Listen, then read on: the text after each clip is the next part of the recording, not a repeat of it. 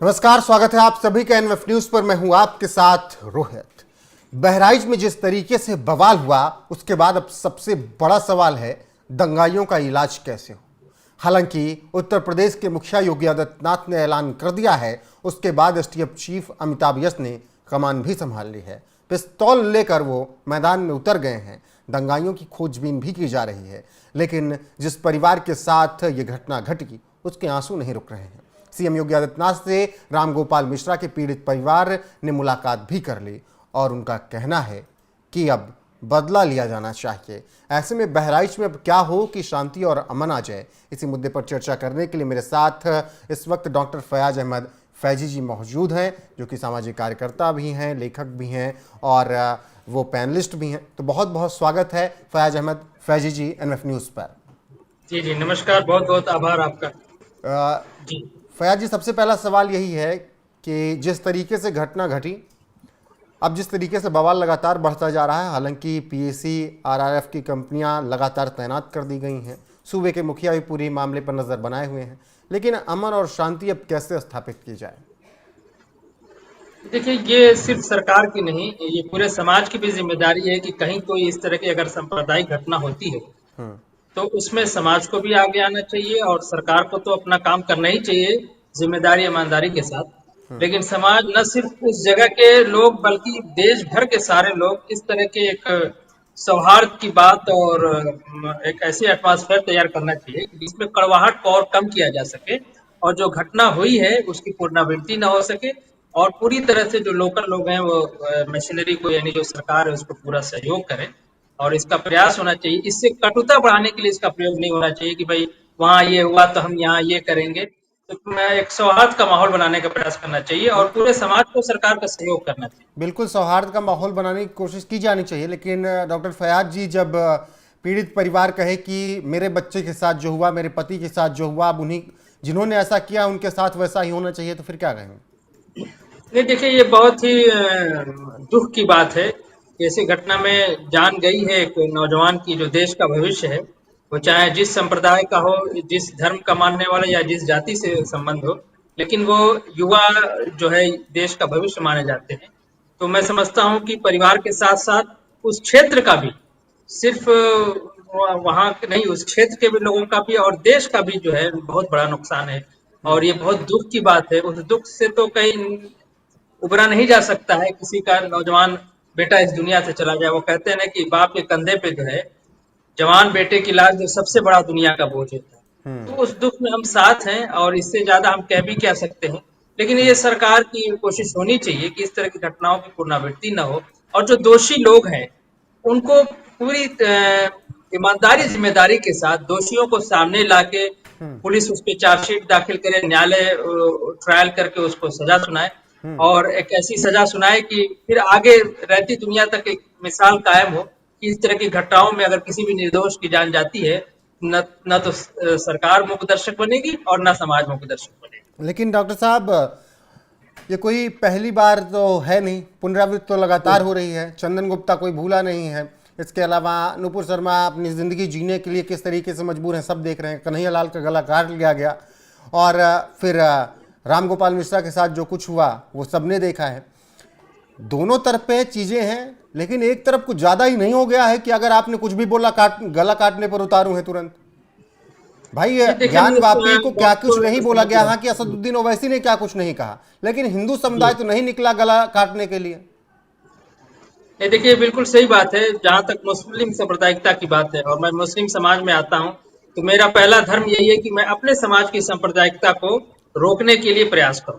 हिंदू समाज में अगर जो सांप्रदायिकता है तो हिंदू समाज की जिम्मेदारी है कि उस सांप्रदायिकता को रोके और इस मामले में हिंदू समाज जो है 4 कदम आगे होता है। वो अपने अंदर की सांप्रदायिकता पे बात करता है, टीवी पे डिबेट करता है।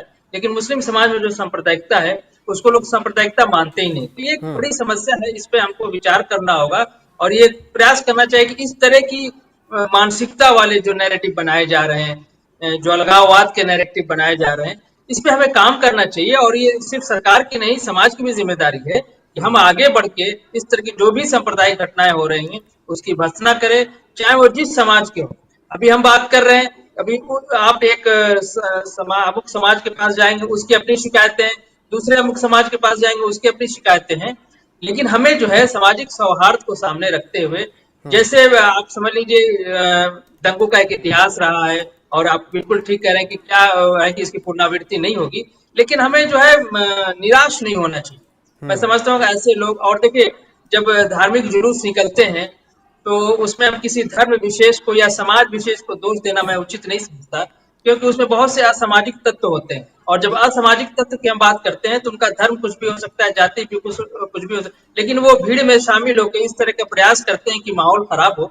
और यही जिम्मेदारी समाज के बड़े बुजुर्गों की भी बनती है और सरकार की भी बनती है कि इस तरह के असामाजिक तत्वों को पहले ही कंट्रोल कर लिया जाए, ताकि किसी तरह का धार्मिक उन्माद न होने पाए और उसकी रिएक्शन और प्रतिक्रिया ना होने पाए। क्योंकि जब इस तरह का माहौल बनता है तो लोग अंधे होके एक दूसरे पे हमलावर हो जाते हैं, जो कहीं से उचित नहीं। ऐसे देश में जहाँ जहाँ हर धर्म और मजहब के लोग रहते हैं, जहाँ हर महीने एक त्योहार होता है, हर 2 महीने के बाद एक त्योहार आता है, कभी किसी धर्म का कभी किसी धर्म का, तो हमें लेकिन इसका ख्याल रखना चाहिए। बिल्कुल, जी लेकिन डॉक्टर साहब प्रशासन का फेल्योर था ये, क्योंकि देखिए प्रशासन की तरफ से कहा जा रहा है कि भाई संवेदनशील इलाका है, उधर से यात्रा नहीं निकाली जानी चाहिए, मुस्लिम इलाका है। अरे भैया, देश में ही आपने बांट दिया, ये मुस्लिम इलाका, ये हिंदू इलाका है, और अगर है भी तो तब तो फिर आप 80% हिंदू हैं, 20% मुस्लिम हैं, फिर वो तो देश में रह भी नहीं पाएंगे अगर आप बिल्कुल सही इलाका कह रहे बांटने हैं। पे आ गए तो। जी जी, देखिए ये जहां तक आपने कहा कि प्रशासन का फेल्योर है, देखिए जब जहाज डूबता है तो कैप्टन चाहे जितना भी बढ़िया हो, जिम्मेदारी उसी की होती है। कहीं भी कुछ इस तरह की घटनाएं होती है, लॉ एंड ऑर्डर की सिचुएशन बिगड़ती है, तो नीचे ही सरकार की जिम्मेदारी है, और सरकार को आगे बढ़ के अपनी जिम्मेदारी लेनी भी चाहिए और फिर उसको चाक चौबंद करने का प्रयास करना भी चाहिए, इसमें कोई दो राय नहीं। लेकिन आपने कहा कि ये हिंदू इलाका मुस्लिम इलाका बांटना ये बिल्कुल उचित नहीं है। और इस देश में हिंदू और मुसलमान देखेंगे जो तर त्योहार में भी शामिल होते हैं। मेरे यहाँ दुर्गा पूजा के पंडाल जो है उसको सजाने में मुस्लिम लड़के भी शामिल होते हैं, ऐसा नहीं है। और जब रास्ता जाएगा तो हर 4 कदम 10 कदम के बाद इलाके बदलते हैं, कभी मुस्लिम का घर आ जाता है, कभी हिंदू का घर आ जाता है। हमारे यहाँ किसी जमाने में होली का जो बारात निकलती थी तो उसमें सारे हिंदू मुसलमान निकलते थे, तो ऐसी बात नहीं है। लेकिन ये प्रशासन की तरफ से ये अलगाववाद नहीं होना चाहिए, समाज की तरफ से भी नहीं है। बहुत सी आप ताजिया का जुलूस देख लें या फिर रामनवमी का जुलूस देख लें, इलाका कहाँ से हम ले आएंगे? जब हम देश में एक साथ रहते हैं तो इलाका हम अलग अलग कहाँ से लाएंगे? फिर ये अलगाववाद की बात हो जाएगी, फिर पाकिस्तान बना हुआ है इसी के लिए, तो ये ठीक बात नहीं है। और सड़क किसी की नहीं होती है, सड़क सरकार की होती है, मोहल्ला किसी का नहीं होता, मोहल्ला जो है लोगों का होता है, सरकार का होता है। तो कोई भी, हाँ ये है कि अगर कहीं इस तरह के सेंसिटिव क्षेत्र हैं जहां इस तरह की घटनाएं होने की आशंका है, तो ये प्रशासन का काम है कि प्रशासन वहां के बड़े बुजुर्गों से मिलकर, दोनों पक्षों के बड़े बुजुर्गों से मिलकर ये सुनिश्चित करे कि इस तरह की कोई घटनाएं न होने पाए, और प्रशासन थोड़ा सा चाक चौबंद रहे तो इस तरह की घटना नहीं होती। देखिए ये घटना एक जगह की घटना की हम बात कर रहे हैं, लेकिन अभी जो है दुर्गा पूजा या दशहरे में जो भी जो हमारे धार्मिक अनुष्ठान हुए, उसमें इतने बड़े देश में कहीं से कोई इस तरह की अप्रिय घटना नहीं हुई, सिर्फ एक जगह की आई। तो सिर्फ एक जगह से हम पूरे भारत को नाप लें या भारत को समझने का प्रयास करें तो वो बात ठीक नहीं है। हाँ, सरकार से चूक हुई है, समाज से भी चूक हुई। मैं समझता हूँ कि समाज के बड़े बुजुर्गों को भी इस बात का ध्यान रखना चाहिए था। जी नहीं नहीं डॉक्टर साहब, ये कोई एक जगह घटना नहीं हुई। मैं आपको आज लिस्ट बता रहा हूँ कि कहाँ पर पूरे जी 9 दिन में घटनाएं हुई। बहराइच में हिंसा हुई, युवक की मौत हुई। हावड़ा के श्यामगंज में हिंसा हुई नवरात्र में ही। उत्तर प्रदेश के कौशाम्बी में विसर्जन यात्रा पर हमला हुआ और महिलाओं को टारगेट किया गया, और यहाँ पर खातून भी शामिल थी पत्थरबाजी करने में। बलरामपुर में दुर्गा पूजा पंडाल पर हमला किया गया। गोंडा में दुर्गा पूजा के दौरान पथराव हुआ। कोलकाता में माइक की आवाज़ पर विवाद हो गया। कुशीनगर में दुर्गा पूजा पर पथराव हुआ। करीमगंज असम में मजहबी हिंसा हुई। गढ़वा में पत्थरबाजी हुई। त्रिपुरा में दुर्गा पूजा से पहले जब चंदा लिया जा रहा था तब बवाल हुआ। हाँ, ये ठीक है। ये सब के पीछे जो हम लोग जो शुरू से जो बात कर रहे हैं, उसका ये सारी चीजें वहीं पे है। सरकार को इस तरह की जगहों को चिन्हित करना चाहिए, इस तरह के असामाजिक तत्वों को चिन्हित। देखिए हम उम्मीद भी तो सरकार से करेंगे ना, सरकार के पास मशीनरी है, सरकार के पास पावर है। हाँ, समाज की तरफ से ये हमारी और रोहित पांडे की जिम्मेदारी होगी कि हम आगे बढ़ के सरकार को सहयोग करें और इस तरह के सांप्रदायिक माहौल न बनने पाए, सामाजिक सौहार्द का माहौल रहे। हम पहले से देखिए, हमारे, मैं एक बात बताऊं, अभी 2-3 साल पहले मैं जहां से आता हूं वहां इत्तेफाक से मुहर्रम और दुर्गा पूजा एक साथ पड़ गया। मैं आपको बताता हूँ, तो लेकिन तो अब वो कैसे होगा? और जहां पे एक जगह पंडाल लगता है, ठीक उसी की थोड़ी सी आगे पे मातम के लिए ताजिया रोकी जाती है। लेकिन मैंने वहां देखा कि वहां के व्यापार मंडल आगे आया और वहां से लोकल पहले ही से लोगों ने हफ्ता 10 दिन पहले ही मीटिंग कर ली कि भैया ये ताजिया वाला मामला है, दुर्गा पूजा, इसको करना कैसे है। हम्म। तो लोगों ने, समाज ने, इसमें पुलिस प्रशासन कहीं से, समाज ने तय कर दिया। मैं अपने क्षेत्र की बात बता रहा हूँ, 3-4 साल पहले की बात है। समाज ने तय कर लिया हम्म। यहाँ से जो पंडाल लगता है वो थोड़ा सा जाने की जगह, जैसे वो हम्म। 4 फीट जगह छोड़ते थे और 5 फीट जगह छोड़ देंगे। हम्म। और जो आप लोग मातम करते थे थोड़ा सा आगे बढ़ के मातम कर लें। और मैं आपको बताऊं कितना सुंदर दृश्य, मैंने लगता है मुझे जीवन में फिर देखने को मिलेगा कि हम्म। वहीं दुर्गा जी का पंडाल लगा हुआ है और वहीं से ताजिया जा रही है साइड से, किसी को कोई वो नहीं। तो हम्म। ये काम अगर हम लोगों ने पहले न किया होता, अगर बाद में कर रहे होते, तो जरूर धक्का मुक्की होती। जाहिर सी बात है, जुलूस जब जाता है धक्का मुक्की होता है, त्योहारों में भीड़ होता है, तो वहां स्थिति जो है खराब हो सकती थी। लेकिन पहले ये काम तय कर लिया गया था और मैं समझता उस वक्त की हम लोगों ने ठीक। फोटो वगैरह भी खींची।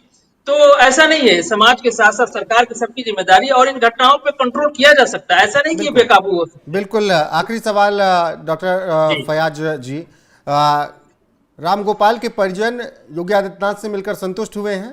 हत्यारों पर कड़ी कार्रवाई का आश्वासन सीएम योगी आदित्यनाथ ने दिया है। खबर यह भी आ रही कि 10 लाख की मदद अभी फिलहाल दे दी गई है। आवास और नौकरी का भी आश्वासन दिया गया है, लेकिन उसके साथ ही मांग की गई है कि इन आतंकी मानसिकता वालों को मिट्टी में मिलाया जाए।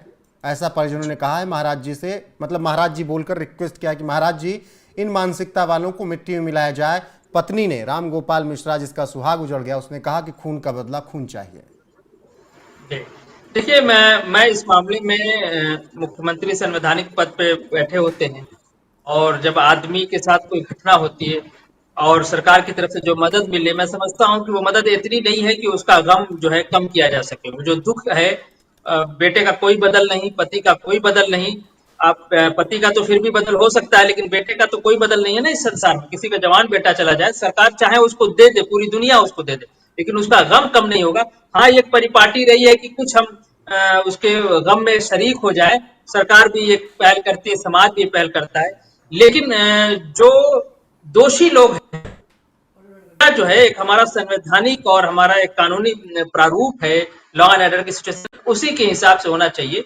ठीक है, उनकी मांग है और ये हमारी भी मांग है कि दोषियों को कड़ी से कड़ी सजा होनी चाहिए। जो हमारे भारतीय संविधान के अंदर जो जुडिशरी सिस्टम में जो भी सख्त से सख्त सजा है वो देनी चाहिए। दोषियों को चिन्हित करना चाहिए, घटना कैसे हुई, क्या है, इस पे जांच करके जो भी दोषी हो, चाहे जिस समाज का हो, उस पर कड़ी से कड़ी कार्रवाई होनी चाहिए ठीक। और एक उदाहरण प्रस्तुत किया जाना चाहिए सरकार द्वारा कि हम इस तरह के मामले में किसी को नहीं छोड़ने वाले।